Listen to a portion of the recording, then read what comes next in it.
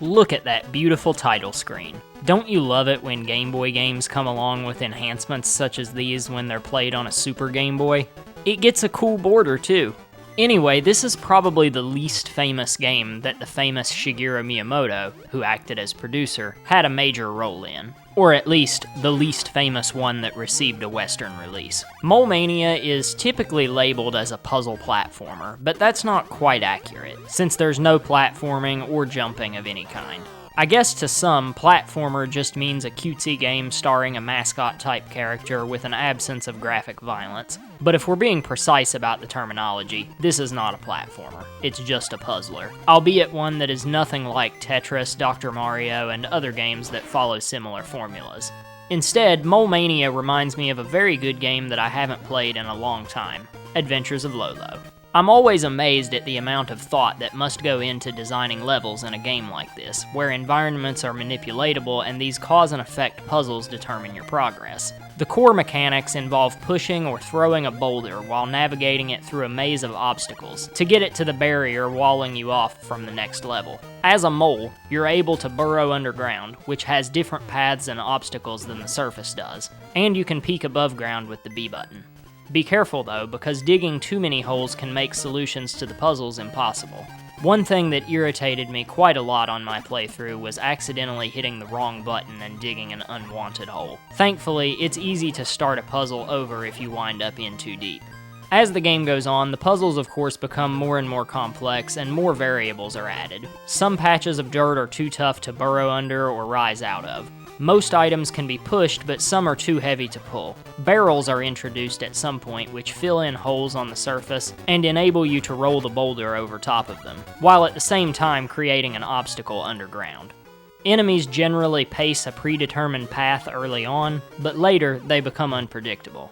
Finally, as you go on, and as new elements and new game mechanics are introduced, there become more and more ways to screw yourself over and make your only option to restart the puzzle again from the beginning. One slip up being enough to sink you really becomes apparent once these arrow pads are added to the mix. All of these individual levels make up parts of a whole. Each of the game's worlds is a group of levels that are connected into a massive labyrinth, and these of course get more complex as the game goes on as well, with multiple diverging paths, some above ground and some underground, and sometimes it's pretty damn hard to find the boss level that you need to beat to ultimately beat the world. Even the levels in the very first world can be rather tricky at times. There are very few levels that require much in the way of reaction time, although that does become more frequent the further you get. It's mostly using your noodle, and there is no part of the game where you can simply blaze through with no thought. That's good. The hit point system this game uses is annoying. I understand why it's done the way it's done, because it prevents you from being able to just die on purpose and get your life bar filled up for free, and the only other obvious option that doesn't involve making the game way too easy would be to not have unlimited continues, which in a trial and error puzzler would suck. But because going from screen to screen does not fill up your life bar, and nor does dying and being granted a new life, you can be forced to do a difficult level with only one hit point, or even fight a boss with only one hit point, with your only other option being backtracking the labyrinth to find the old mole, he's the classic wise old sage character that helps you out on your journey, to refill you again. He occasionally gives useful tips and hints too, but more often than not just says crap like, "If you can't get the cabbage, keep trying. Thanks, man." Or, about an upcoming level, "First it's hard, then it's easy. Get it? Ha ha ha." Jesus. Anyway, an example of a level that the hit point system made very frustrating is this one here. Even if you know the solution to the puzzle, it would still take some time to complete due to all of the different actions required. And of course, getting the solution takes a fair amount of thought and problem solving. But yeah, the enemies in this level cannot be killed, and are floating all around perpetually as you try to solve the lengthy puzzle. Entering with one hit point means that one false move at any point will require you to start all over from the beginning. This later stage features a very similar puzzle in concept and in length, with even more enemies running around erratically. And look at that, I made one false move. What a chore this game can be at times. Another thing I didn't care for was the music.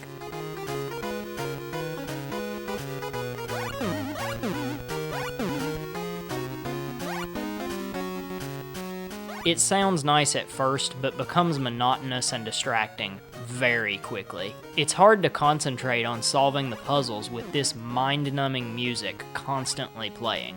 I get that the Game Boy hardware was limited, but a greater variety of sounds, or something with a more soothing, meditative, or atmospheric vibe would have been far better than this. I'm actually making this video a couple months after playing, having used my notes to write the review, and I can still hear this annoying shit ringing through my head. But the biggest thing I didn't enjoy were the bosses. This is the most notable part of the game where reaction time comes into play. But that's not the problem. The problem is that most are just either A, not intuitive at all, or B, just plain bullshit. The first boss is very straightforward. 3 hits, it's dead. Simple. Later, you fight this sun boss, and trying to take it out in the same way will get you nowhere. Turns out, you have to butt the sun into the ocean. That's fair enough, and I'm sure I would have figured it out myself if the ocean were graphically identifiable. Look at the palette. Does this look like an ocean to you? The fight was laughably easy once a walkthrough told me what the strategy was. The next boss is named Funton, and it's not intuitive either. And look at it casting 3 different shadows. That's not fair.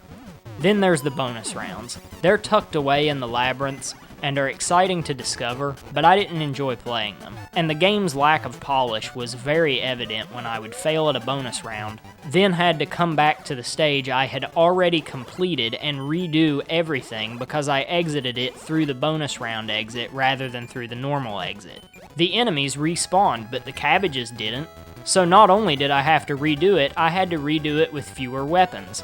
And I had to do it all with 1 hit point, because again, it doesn't refill.